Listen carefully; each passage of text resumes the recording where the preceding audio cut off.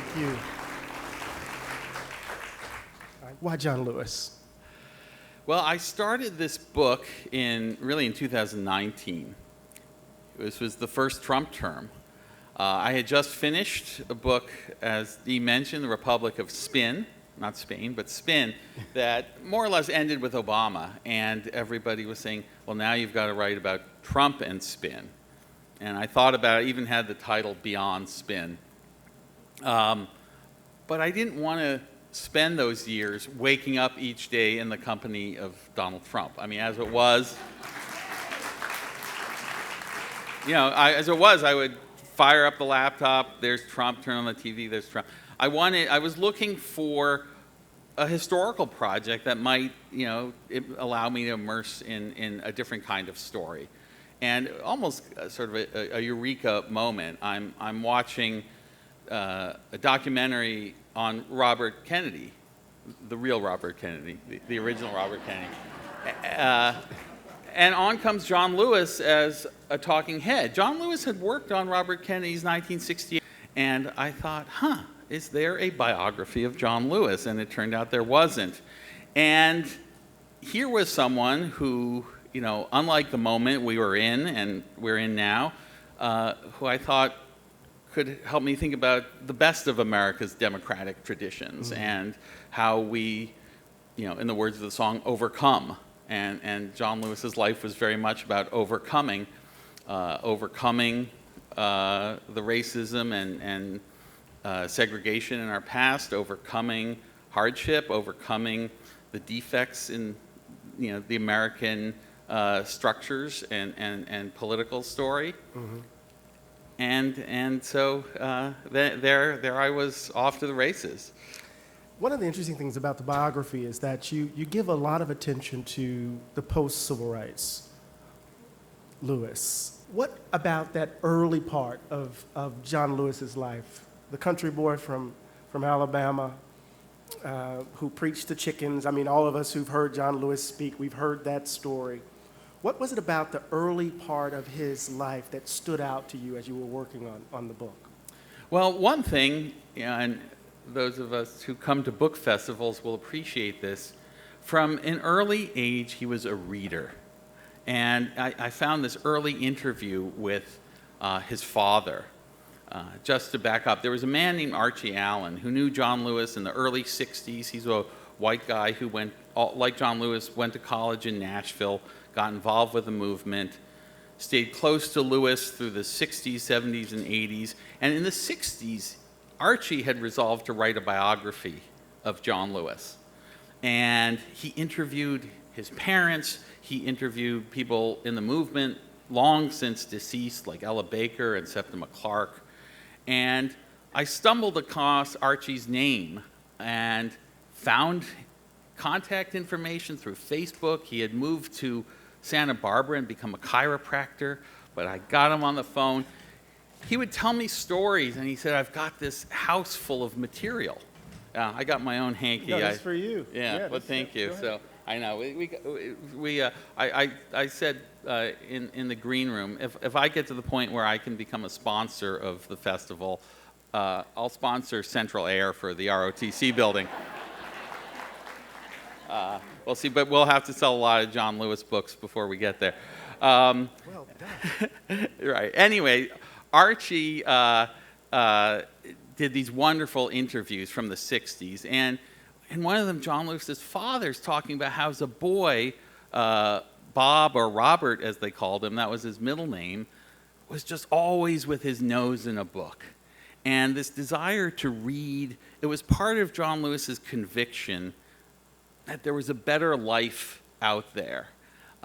Going to school, educating himself. He was born into, not just the horror of segregated Jim Crow Alabama, but also just tremendous poverty. I mean, the stories, I won't tell them all, but they're in the book, about the conditions in which he grew up.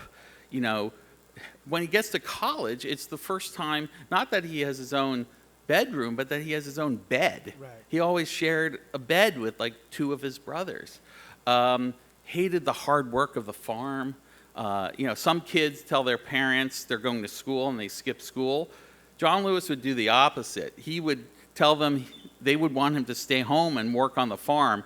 He would hide under the front porch with his book bag, and when the school bus pulls up, he would dart onto it to go to school.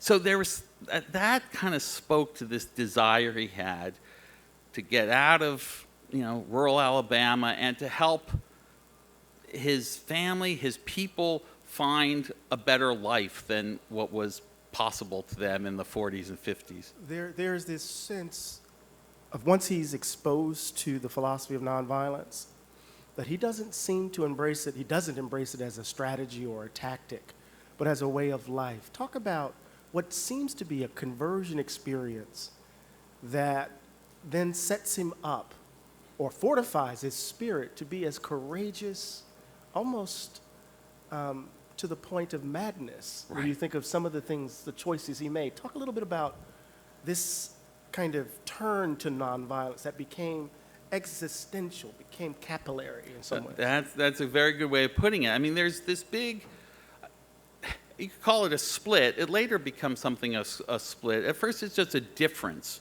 within the movement. There are some who see the tactical advantages of nonviolence.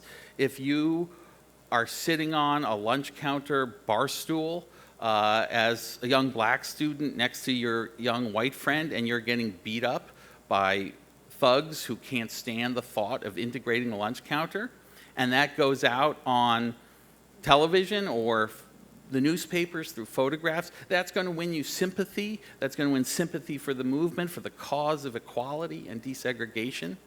But then there were others, and the group that John Lewis found in Nashville, where he goes to study at American Baptist Theological Seminary, little Bible college, it's under people like James Lawson, who was a divinity student at Vanderbilt, Kelly Miller Smith, who was the leader of the big Baptist church in town who taught at American Baptist. They are like Dr. King, real believers and students of nonviolence. They read Gandhi, they read other theorists. They fuse the teachings of Gandhi with the Christian social gospel that they've been preaching. And the philosophy that results is one that speaks deeply to John Lewis. James Lawson, he died last summer at 94, but I had the privilege of interviewing him for the book. And he said when John Lewis got to Nashville, he was already ripe. I remember he used that word. That there was something in John Lewis's character that made him primed and ready to accept and believe in this philosophy. And all the people in SNCC I talked to said, some of us believed in a tactic. Even among those who believed in it as a true philosophy, and Lewis always used the phrase, a philosophy and a way of life, John believed it more deeply than anyone. There was something just, as you said, in his capillaries. It was a first principle for him. And so it gave him the ability to really go into danger prepared literally to die. I mean, I found one press conference, I think probably his first national press conference he gave during the Freedom Rides, the 1961 campaign to integrate interstate bus travel across the South. And he says very frankly, I love my life. I don't want to die. This isn't the brashness and bravado of youth. But he says, but I'm prepared to because of the cause and because of the importance of achieving this fundamental change in America. And to have that kind of informed, mature courage and determination, is really just an extraordinary quality that he seems to have had at 19, 20, 21 years old. Yeah. It's so much to talk about. I'm worried about David, because, could you imagine David in New Orleans in August? Yeah, I'm a New England baby. Yeah, so. I'm like, this is humidity. You want to take Should have brought my linen suit. Yeah. Don't worry about me. I'll sweat it out. I wrote a book on Nixon. I know about sweating on stage. Yeah. So, I mean, one way to talk about Lewis, of course, is to think about how he lands institutionally within the movement. And you do a great job of talking about those wildcat student sit-ins from Greensboro to Nashville to Atlanta, across the South, and the ways in which those young people in so many ways became the engine of the movement. And of course, what happens at Shaw University with Ms. Baker and the like. And so we often think of John Lewis as being intimately connected to Dr. King, but he's a part of this student movement. Right. And the student movement is complicated. Talk a little bit about John Lewis and SNCC. Right. And John Lewis, he's really kind of a bridge between SNCC and King's Southern Christian Leadership Conference. SNCC is founded in 1960, as Eddie says, during the time of all these lunch counter sit-ins. And Ella Baker and James Lawson realized we've got to get all these different college kids coordinated, hence the coordinating committee. They meet at Shaw University. Lewis doesn't become chairman until 1963, a couple of years later, but he's pretty involved from the beginning. Marion Barry was the first chair. Yeah, exactly. I mean, See? Marion Barry, for whom nonviolence was probably more a tactic. Yeah. But, you know, many of these folks, Barry and Lewis and his friend Julian Bond, a lot of them do go on in politics, which we'll talk about in a few minutes, which is not insignificant. You know, this foundation of SNCC brings together these people of kind of different approaches to nonviolence. You know, they're all, of course, for desegregation, but maybe place different values on integration as a kind of ultimate goal, and others see that as, well, that's nice, but we're not really looking for integration per se. For many years, these differences are, I wouldn't say papered over, but they're just not as significant because they're all working toward common goals. And SNCC becomes a very thriving, robust civil rights organization unto itself. You get to the mid-1960s and the historic passage of the Civil Rights Act, then the historic passage of the Voting Rights Act the next year. And then the question becomes, and it's in the newspapers and magazines, it's internal discussions, where does the movement go from here, right? Because now some of these differences really start to burst forth as very significant questions of what the movement holds. And there's some, like Lewis, who want to sort of stay close to Dr. King and his vision. There are others for whom Dr. King is coming to be seen as too much part of the establishment, too eager to court white opinion. There's Lyndon Johnson is holding a big civil rights conference at the White House. Should SNCC take part? You know, do they have a friend in Lyndon Johnson, or do they want to stand apart and you know, speak truth to power from the outside?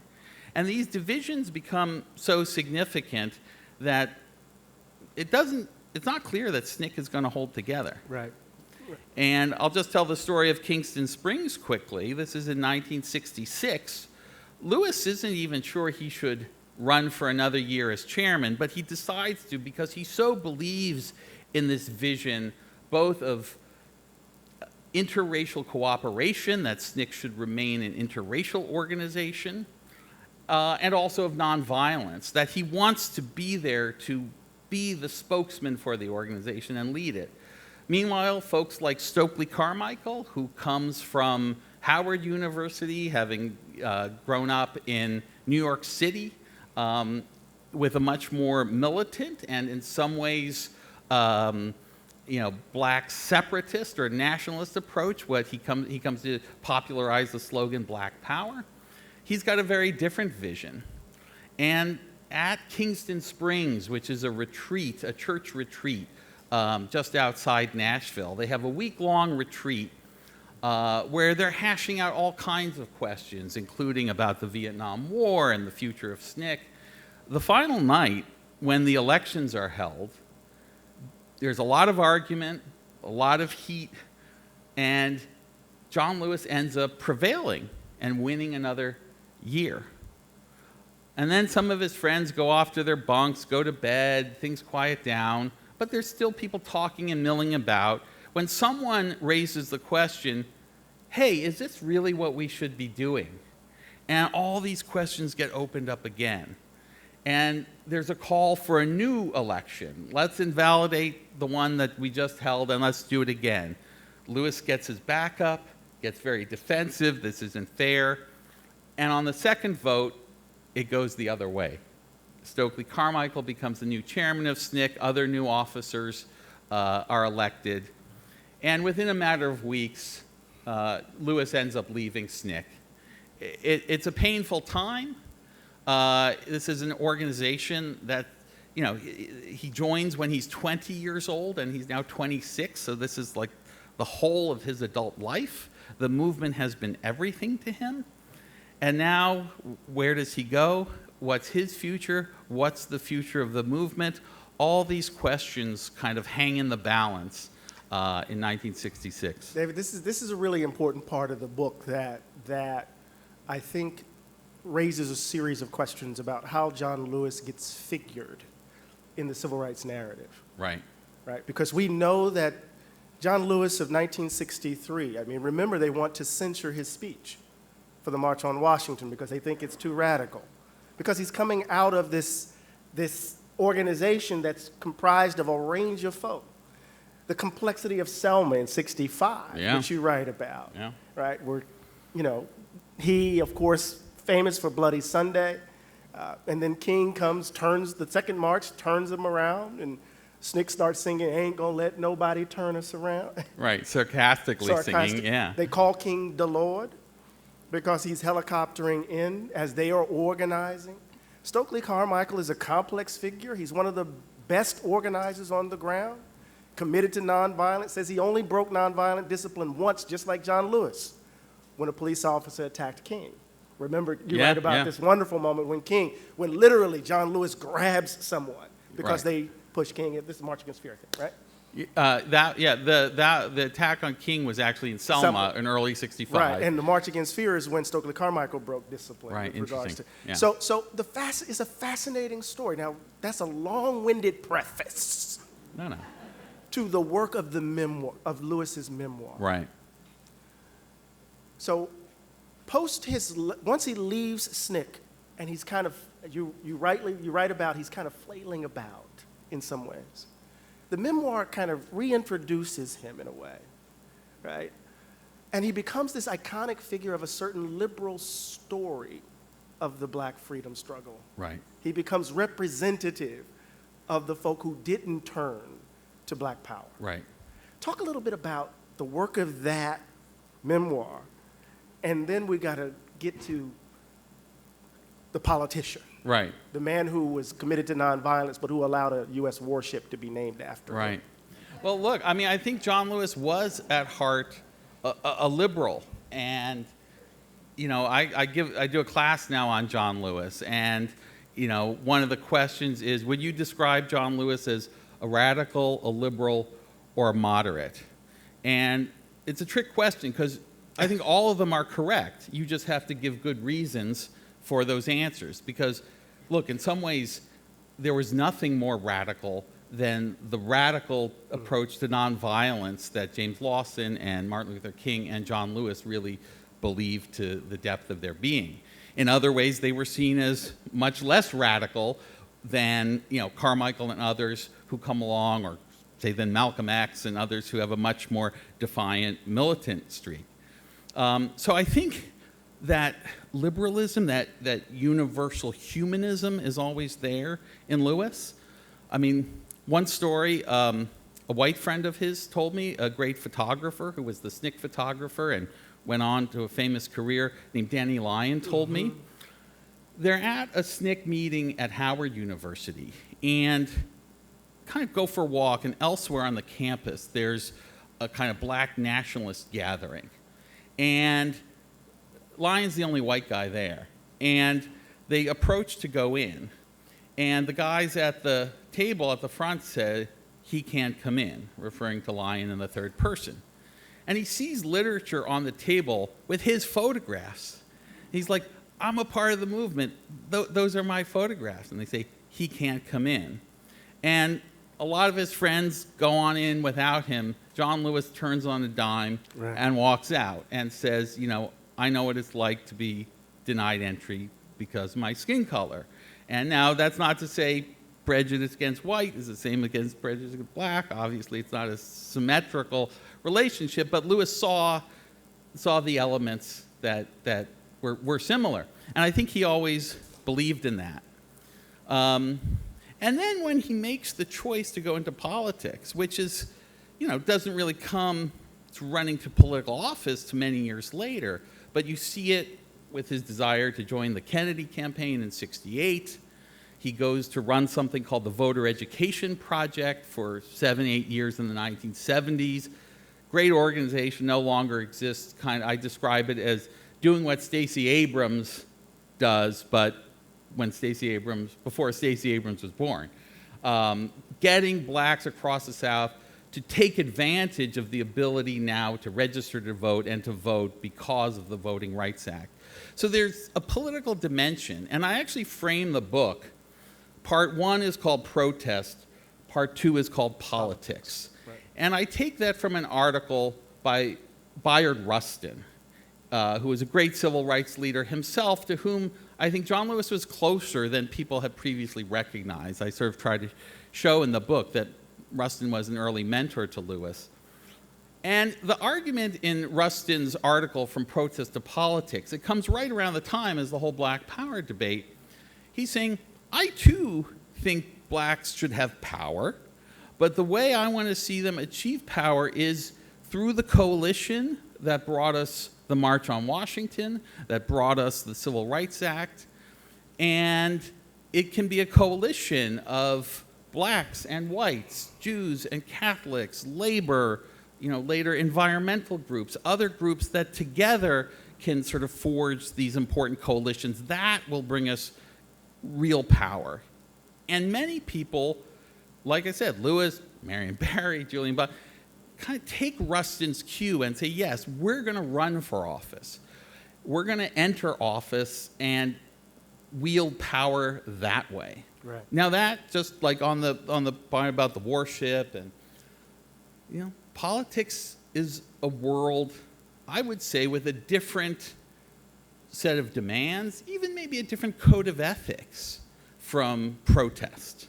You've written about pragmatism. Lewis becomes, I would say he always has had a pragmatic streak.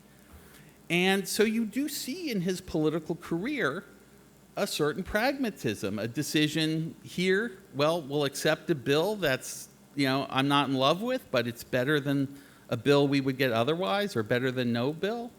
I'll support this candidate who I don't totally love because of this position or that position, but is our best bet. I'll become part of the Democratic congressional leadership, even though the Democratic Party may be far from perfect. It's our best vehicle, John Lewis came to believe, to achieving social change. And some people from SNCC always felt that second John Lewis, the career in politics, was a disappointment or a sellout even. I came to see it differently. I came to see most of us are lucky if we can in our lives excel at one thing. And here John Lewis had excelled at two. He had excelled in the arena of protest, and later in life he excels in the arena of politics. So this is a really fascinating moment. I must admit, while I was reading the biography, I was biting my lip in these moments, right? Because there's certain ways in which we can characterize this period that leads us to this kind of declension narrative, right? You got the height of the civil rights movement, and then you have the decline of black power. And we read these people, the participants in these moments, as if they were wholly separate, as if the folks who were screaming black power weren't the same folks who were tactically and strategically embracing nonviolence in the South, in the bowels of Mississippi and Alabama and Louisiana. Stokely Carmichael got his head beat in. He was in Parchment Prison with John Lewis, but he's read as this steaming, militant, irrational radical, right? And part of what I'm trying to think about is how John Lewis's life is deployed in that story. Right. But that's an aside. Right. That's an aside. I was at Morehouse as a young student when John Lewis and Julian Bond ran against each other. I worked in Julian Bond's campaign, And then I ended up working in John Lewis's congressional office in Atlanta. And I was in Atlanta when John Lewis accused Julian Bond of drug use. Now, everyone knew it was a hidden secret, not so hidden secret, Right. that Julian Bond had a drug problem. But no one thought that John Lewis would bring it up. Talk about that campaign and the choices John Lewis made with regards to the highways, Right. with regards to how he beat Julian Right. Bond with white voters in the district, Jewish. I mean, talk about the choices Right. that gave us the John Lewis that we now have in so many ways. Yeah. So I want to back up and Yeah. mention one person. Right, there's a lot to say, and for the full version, You have to get the book. chapter 19 it gives us in all its glory. I mean, I almost think you could do like a mini book or movie on chapter 19, which I call John versus Julian. But a precursor to it, in 1968, Lewis is really at his lowest moment. He's with Robert Kennedy in Indianapolis the night that Martin Luther King is murdered. And Kennedy gives this extemporaneous speech to an assembled, mostly black audience. And many, cities, go up and protest and riots that night. And Lewis is there. Then 2 months later, in Los Angeles at the Ambassador Hotel, when Kennedy himself is killed. And here's the man who's been his great hero and hope, and then the man who Lewis thought had sort of picked up the mantle of King and could be the next hope, both of them killed. He checks into the hospital, really, they say for exhaustion, but really for depression. And he's just started dating, for the first time in his life, he's never really dated anyone seriously, a woman named Lillian Miles, who comes from a middle-class black background in Los Angeles, has moved to Atlanta, she's a librarian, they've been dating. She comes to see him regularly in the hospital, brings him his mail, brings him his newspaper, and very unromantically, he proposes to her, and they're married that winter. Daddy King officiates. And one of John Lewis's friends, a Georgia congressman named Buddy Darden, a white congressman from the adjacent district, said, you can't understand the second act of John Lewis, what I call the politics act, without understanding the role of Lillian. Right. John Lewis always had a certain degree of confidence. He was a leader, obviously, as a young man, but there was also something very, and still to his dying day, self-effacing, humble, unprepossessing about him. And Lillian was the one who gave him sort of the confidence that he could be the one to run for office. He could be the one to put himself forward.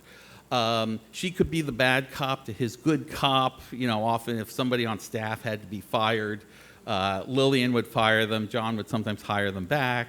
There's that kind of thing. So Lillian's part of the story, too, Right. when in 1986, the sitting congressman, who's a white congressman named Weiss Fowler, decides to run for Senate from Georgia. And this is a district that had previously been held by Andrew Young, the first black man to hold a seat in Congress since Reconstruction in the South.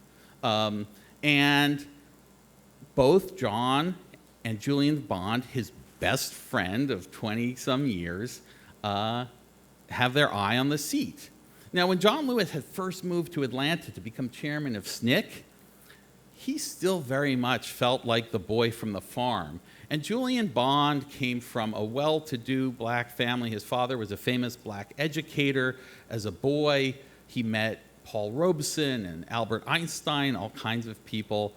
And it was Julian Bond who taught John Lewis what a mixed drink is and how to order in a fancy restaurant and all these Table kinds settings. of things. Right, just, part of, not things you learn, on the farm in Alabama. And then, when they're married, they travel together, vacation together, thick as thieves. They were called the Civil Rights Twins, as Julian Bond would join Lewis at the Voter Education Project on these tours around the South. Now, John Lewis had run the first time when Andy Young first goes into the Carter administration. There's a vacancy in the 5th District seat, and he runs a creditable race, comes in second to Fowler. The way Julian remembered it was, well, Lewis would have one shot at the seat, and then the next time it would be Bond's turn. Lewis didn't remember it quite that way. He felt, hey, I came in second. I've now been serving on the Atlanta City Council, and I'm ready to run again. And Lillian definitely felt it was John's turn. So at first, everybody's lining up with Bond. I mean, these days we remember John Lewis as this icon, this celebrated figure. But in 1986, he was this kind of, rumpled, stocky guy who people remembered his heroism from the movement, but he was a city councilman, and Julian Bond was a celebrity. He was on SNL, he was in the movies, incredibly handsome, quick-witted, silver-tongued orator. I mean, just cut such a dashing figure. And so, he was having the Temptations doing fundraisers. He's getting endorsements from all these celebrities and civil rights leaders, black and white. But Lewis had a couple of advantages. One was he just worked harder.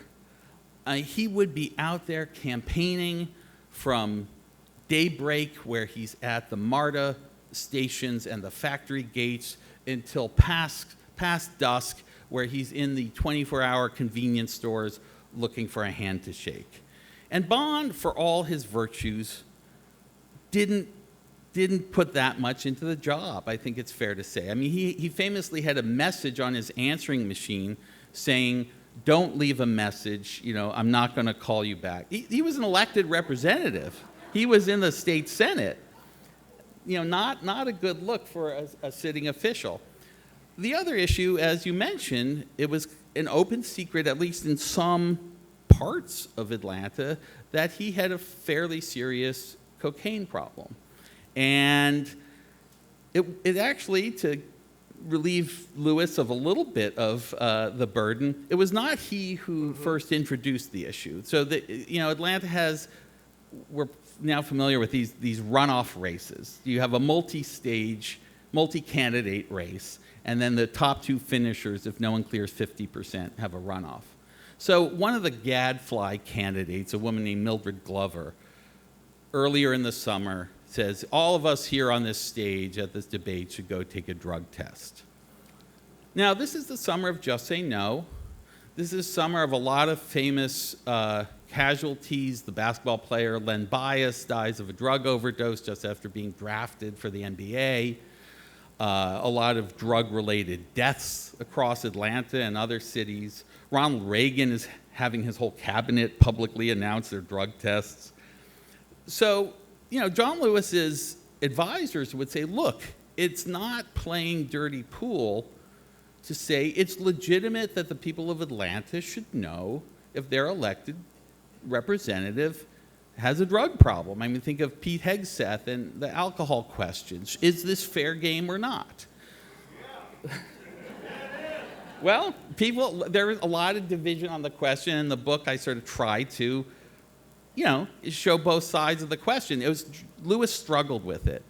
And at first, he doesn't go there. And it gets to the runoff, where it's just the two of them.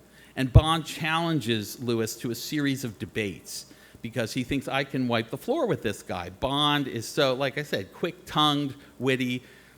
And Lewis, you've heard him speak. He can be a fiery, platform speaker, but he's not someone who's going to get into the filigree of policy stuff. And Bond thinks he's going to win. But over the course of these debates, a lot of people think Bond is coming off as someone who seems a little bit entitled, maybe expecting the seat, whereas Lewis seems like someone who really wants the seat to work for you. And the campaign managers, one guy said, we were like Angelo Dundee and Customato with the fighters in their corners saying, John, every break, you got to work it in, the drug thing. And finally, Bond comes at Lewis with a kind of BS ethics charge, saying Lewis had taken money from a lobbyist who was just a friend and regular campaign contributor of his. And Lewis gets his dander up and he says, Julian, my friend, I think we should both go down to Grady Hospital and take a drug test. And so that's putting it on the table. He's not quite accusing. In fact, he's then asked, well, are you accusing Mr. Bond of being a drug user? And Lewis says, rather disingenuously, no, I just think the people have a right to know. And this becomes an issue. I don't think it's the only issue in the campaign, but when the runoff is held 3 weeks later, Julian gets 48% and Lewis 52%. So he makes up almost all of that difference. And what's the source of that makeup?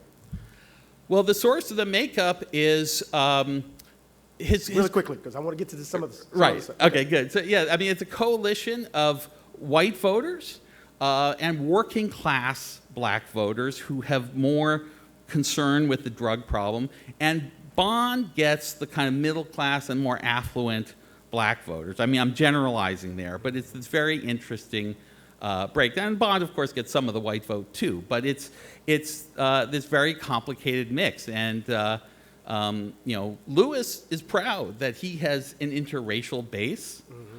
Bond kind of insinuates, not quite, but kind of insinuates, well, you won with the white vote, therefore, it was a little less legit. And you can imagine what this did to the SNCC community, right? In terms of how it split broken hearts across the board in interesting sorts of, in really, really troublesome and tragic sorts of ways. Julian Bond says, and you rightly note in the text, that he could have revealed something about John's life that could have destroyed him, but he refused to do so. And many of us thought at the time, when we regret, that this was a question of his sexuality in interesting sorts of ways. So it's all of this messiness that's at work in the background. Now, we only have 3 minutes. So I lied about giving you a chance to take questions. I'm honest, I'm transparent. 3 minutes. Barack Obama. Yeah. Right, and of course, the assault on the African American Museum by Trump administration. Right. Talk about, really quickly, the Obama situation and a project that was at the heart of the late John Lewis. All right. So 3 minutes is tough. So I'm going to not quite punt, but just tell you that you may recall in 2008, we had this rather contested Democratic primary presidential race between Hillary Clinton and Barack Obama. And at a certain point in the race, you may remember, Lewis, who had endorsed Hillary, flips his endorsement. And it's headlines, big, front page of the New York Times. And there's a whole story there that I got. Have to read. That's in the book, but you have to read it. It would take me more than my remaining 2 minutes and 20 seconds to tell you. We did this on purpose. Go get the book. That's the teaser. That's the teaser.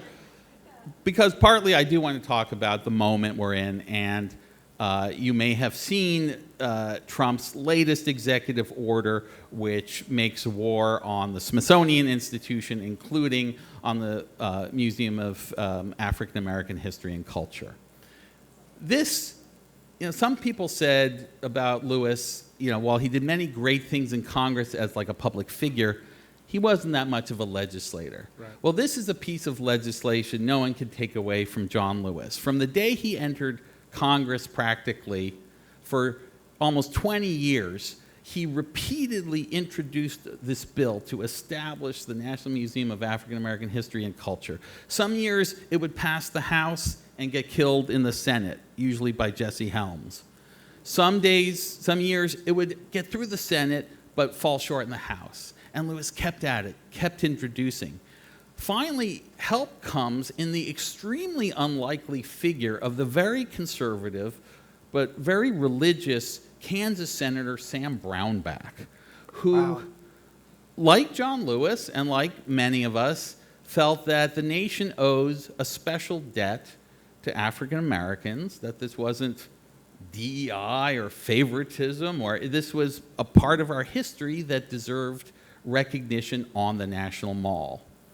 And Brownback and Lewis proceed to work together through all kinds of obstacles, some from people who said, well, why shouldn't we have a museum for Italian Americans or Slovakian Americans on the mall? That kind of argument. But then also from like liberal preservationists, including Lewis's friend from SNCC, Eleanor Holmes Norton, the DC representative, who had promised no more building on the mall because liberal preservationists didn't want to see this beautiful piece of land just covered in buildings. But one after another, he knocks down these criticisms. He gets this amazing achievement through. You know, he's there to see the ground broken. He's there for the opening. And now this museum is really, you know, one of the great destinations for all of us who go through the nation's capital, who visit. And I hope the Republicans will find their Sam Brown back today. You know, if there's anyone left in the party who's willing to stand up to their president, to say this museum must stand, must be, you know, untrammeled, must go on in the vision that John Lewis and others had for it. I wouldn't hold your breath, but let's thank David for this gift. And thank you, Eddie. Let's thank him for this gift. And let's make some good trouble. Let's make some good trouble.